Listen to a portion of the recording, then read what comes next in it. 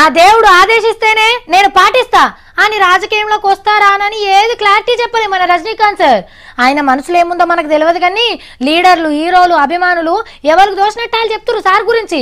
Sir fans తోని పోటోలు దిగినా, ఏ leader అని నచ్చి సార్ని కలిసినా, సార్ ఇంటి ముంగట కొత్త కారు ఆగినా పార్టీ పెట్టేస్తుండు, ఇక పార్టీ పెట్టేస్తాడు అని ప్రచారం అయితే చేస్తున్నారు. రజనీకాంత్ సారు రాజకీయంలోకి వస్తాడో రాడో గాని హీరో గారిని పెద్ద లీడర్ చేసిండ్రు రైతులు. మొన్నటిదాకా ఢిల్లీలో దీక్షలు పట్టిన రైతులంతా కబాలి ఇంటికి పోయి కలిసిండ్రు. శాల్వగప్పి వ్యవసాయం తిప్పలు మొత్తం చెప్పుకున్నారు. బాబా జరసేపు బాధపడ్డట అన్నదాతల కష్టమిని. తమిళనాడులో వారి అన్ని నదులను కలిపేటందుకు సర్కారోళ్ళు ముంగడికొస్తే ₹1 ఇస్తానని మాటిచ్చిండు. వ్యవసాయాన్ని నిలబెడతందుకు సాయమైతా అన్న సారు తారీఫ్ చేయాల్సిందే. కానీ నదులను కలుపుడంటే టాకీస్లకు సినిమా నిడిచినంత ఈజీ కాదు. ₹1,000 కోట్ల కావాలి. ఏండ్లకేండ్లు పడుతుంది.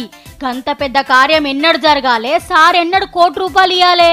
అట్లా కాదు గాని కోటికి ఇంకో కోటి కలిపి అప్పుల బాధలున్న రైతులకు వంచు సారు. అర్జెంటుగా రియల్ సూపర్ స్టార్ అనిపించుకుంటావు.